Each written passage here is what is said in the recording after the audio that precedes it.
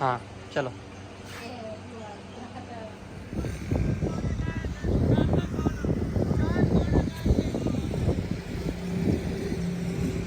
अस्सलामुअलैकुम, मैं थोड़ी भैन पंजाबी पठानी, तुसी देख रहे मेरे यूट्यूब चैनल। अल्लाह पाक तुहानू खुश रखे, आबाद रखे।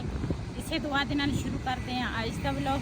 अज ना असी ना किते जा रहे हैं तो वह भी अपने भैन भरावां नाल सीन जिहड़े आ शेयर करांगे। इत्थे ना छां सीगी ते नहर दा किनारा सीगा, अच्छा माहौल सी। मैं आख्या इत्थे ना छां ते बैठ के ना पानी थोड़ा पी लईए, प्यास बहुत ज़्यादा लगी है। इन्ना ज़्यादा सफ़र असी करके आए हैं ना, ते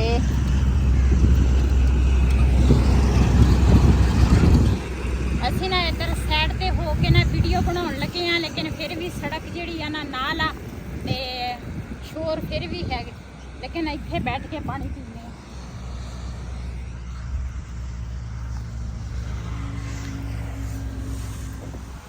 जी माशाल्लाह, मैं ना अपनी भैन के घर पहुंच गई हाँ।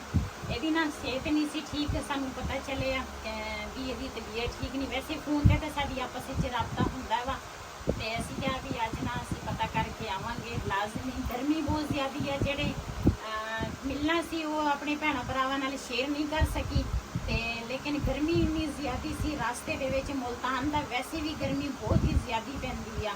मेरे ते अज ना पैर जेड़े आ ना इन्ने चल गए, इन्ने सड़दे सी ना, बुरा था जब आप आए। हाँ बहुत गर्मी सी। अस्सलाम वालेकुम जी, कैसे हैं आप सब? उम्मीद है कि आप सब खैरियत से होंगे और मैं भी अल्हम्दुलिल्लाह खैरियत से हूँ। पहले तो मैं आप ही का तहे दिल से शुक्रिया अदा करती हूँ। आप ही भी मेरे पास आई है मेरी तबीयत पूछने के लिए। पहले जब आई थी मेरी तबीयत बहुत ज़्यादा ख़राब थी और फ़ोन पे बात होती रही है मेरी आप ही से, तो फिर बस ये कि आप ही को पता चला कि तबीयत मेरी ठीक नहीं है, तो इसलिए मुझसे पूछने तो बिल्कुल अपनी बहनों की तरह जैसे सगी बहनें आती हैं। मुझे बहुत ज़्यादा खुशी हुई कि आप ही मुझसे मिलने के लिए आई।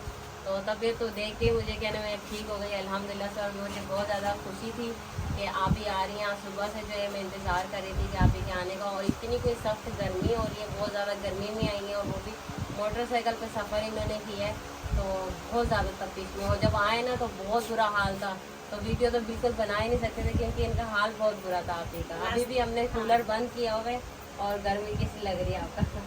रास्ते दे विच भी ना इन्नी ज़्यादा गर्मी सी कि जगह ते असीं खड़े होए हैं। मैं घरों वीडियो शुरू भी नहीं की, ते गर्मी बहुत ज़्यादा सी, इस करके रास्ते च वीडियो शुरू की। फिर इत्थे आन के अपनी भैन दे नाल बैठे हाँ, गप्पां शप्पां लाइयां, जूस पीता ते मिल्क शेक वो पीता। फिर उस तो बाद हुण गल्लां बातां आपस विच करदे हैं। एदी माशाल्लाह तबीयत अज ठीक लग रही है अल्हम्दुलिल्लाह माशाल्लाह से। आप आई हैं ना तो तबीयत ठीक हो गई। ते इंशाल्लाह अगे भी इस तरह साडा प्यार इस तरह बढ़ता रहे, आमीन ते इस तरह मिलते रहांगे जिस तरह हुण पहले मैं आई सी। हुण क्यों ये मेरे को ला नहीं सकती हजे, एदी कोई हैगी आ भी मसला चल रहा वा, ते इंशाल्लाह जदों ठीक होएगी जरूर आएगी मेरे कोल।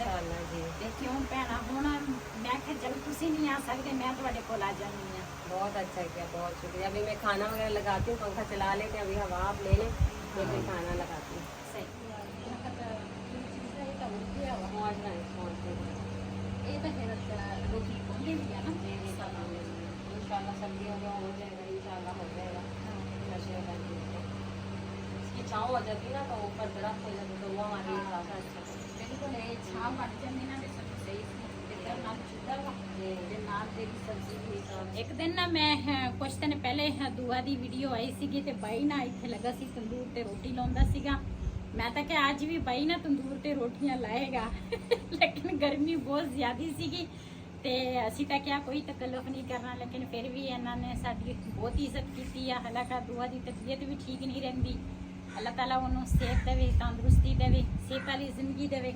ते इहदे घर एक चीज़ आ वो मैं तुहानूं दिखाउणा सी अपने भैणां भरावां नूं, लेकिन वो ना छुप गए आ लकड़ां दे विच। ये ना जिहड़े न्योला हुंदियां ना वो इस मोटर दे नीचे ना उन्हां दे बच्चे हुंदे आ।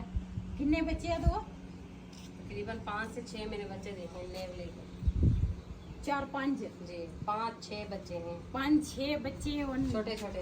हाँ है छोटे छोटे। असीं अंदर बैठे सी ना कमरे च, ते इत्थे ना आसे पासे खेलदे सीगे, ते हुण असीं बाहर आ गए हैं अंदर ना। हुण अंदर कमरे दे विच सेक बन गया, असीं क्या बाहर ही मंजा डा के ते ना ते बाहर ही पै जंदे आ।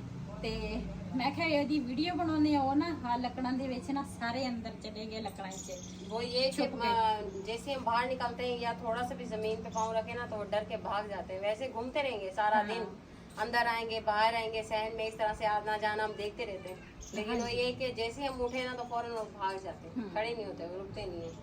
ਇਹ ਵੀ ਸਹੀ ਹੈ। ਮੈਨੂੰ ਤਾਂ ਇਹਦੇ ਤੋਂ बहुत ज्यादा डर लगता। मैं एक दुआ नहीं किया। सांपों से बचत हो गई ना। आप ही डर रही कह रही कि नेवले से डर नहीं लगता। डर तो लगता है लेकिन जो है ना ये सांप जो हमारे निकलते थे गर्मियों में निकलते थे और तो वो निकलना जो है बंद हो गया क्योंकि नेवले से सांप डरता है, इसलिए जो ਇਹ है ਉਹਦਾ ਦੁਸ਼ਮਣ ਹੁੰਦਾ ਨਾ ਇਸ दुश्मन ਤਰ੍ਹਾਂ। होता है इसलिए।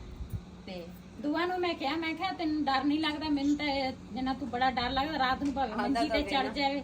ਦੁਆ ਕਹਿੰਦੀ ਬਾਜੀ ਤੂੰ ਤਾਂ ਮੈਨੂੰ ਵੀ ਡਰਾਤਾ ਰਾਤ ਨੂੰ ਭਾਵੇਂ ਸੱਚੀ ਮੰਜੀ ਤੇ ਚੜ੍ਹ ਜਾਵੇ।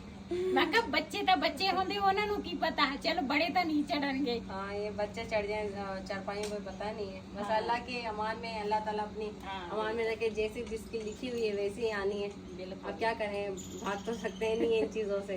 ये चीज़ें भी जैसे हम इंसान हमारी ज़िंदगी अल्लाह ताला की इनकी भी लिखी है। इनका भी रोज़ पानी यहाँ पर हो रहा है जैसे हमारा हो रहा है, तो इसी तरह से बस।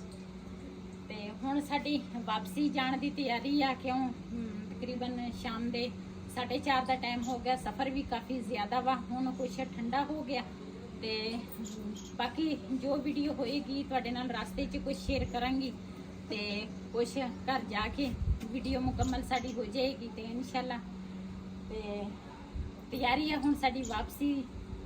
मैं तो कह रही हूँ कि रुक जाएं आप इधर ही, ਨਹੀਂ ਪਿੱਛੇ ਘਰ ਨਾ बस जब आती है पीछे घर ना बच्चे, पीछे घर ना बच्चे। ਫਿਰ ਉਹ ਵੀ ਨਹੀਂ ਨਾ ਬੰਦਾ आज ਛੱਡ तो बिलाल ਸਕਦਾ। को भी नहीं लेकर आई, गर्मी बहुत ज्यादा सी। वो तो तैयार रहता वा हर पासे भी मैं नाल ही जावा, वो लेकिन नहीं आया। सही हुआ क्योंकि गर्मी इतनी थी, आपका इतना हाल बुरा हो रहा था जब आप आई थी। इतनी गर्मी अजान का इंतजार करता सीगा भी मेरा दोस्त आएगा, बड़ा कोशिश सीगा। लेकिन जदू असी पहुंचे हैं ना तो वो बेचारा ना निडाल जिहा हो गया भी मेरा दोस्त नहीं आया। तो इंशाल्लाह फिर जदू कोई मौसम अच्छा होएगा, थोड़ी सर्दी होएगी ना तो फिर लाजमी नाल लेके आवांगे। अजान वजू करो बेटा।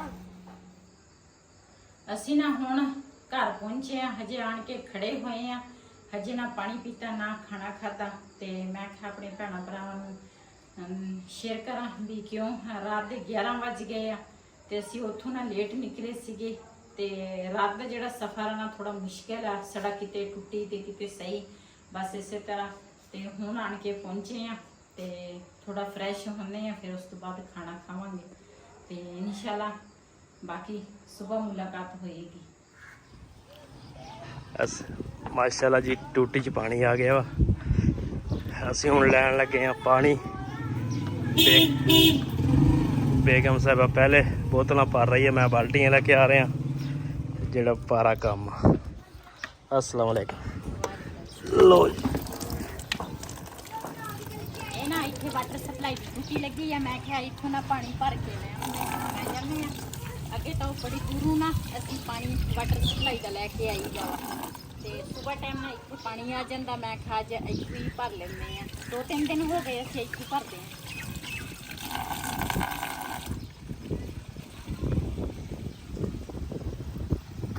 वो लज़ेका सही तो बना ਔਖਾ ਲੱਗਿਆ ਲੈ ਤਾਂ ਅੱਛੀ ਸਾਰੇ ਇਹੀ ਪਾਣੀ ਭਰ ਕੇ ਲੈ ਜਾਂਦੇ ਆ।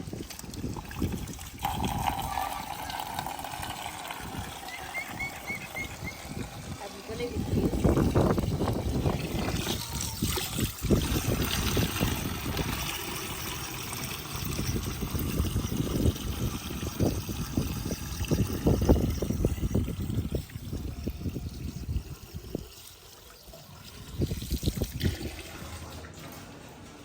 ਰਾਤ ਨੂੰ ਨਾ ਅਸੀਂ ਬਹੁਤ ਲੇਟ ਪਹੁੰਚੇ ਸੀ। ਸਵੇਰ ਫਿਰ ਨਾ ਨਾਸ਼ਤਾ ਕੀਤਾ। ਨਾਸ਼ਤੇ ਤੋਂ ਬਾਅਦ ਨਾ ਨਾਸ਼ਤਾ ਤਾਂ ਬਸ ਇਦਾਂ ਹੀ ਆ ਹਲਕਾ ਫੁਲਕਾ ਕੀਤਾ ਸੀਗਾ ਤੇ ਸਵੇਰ ਨਾ ਦਿਲ ਹੀ ਨਹੀਂ ਕਰਦਾ, ਇੰਨੀ ਗਰਮੀ ਆ।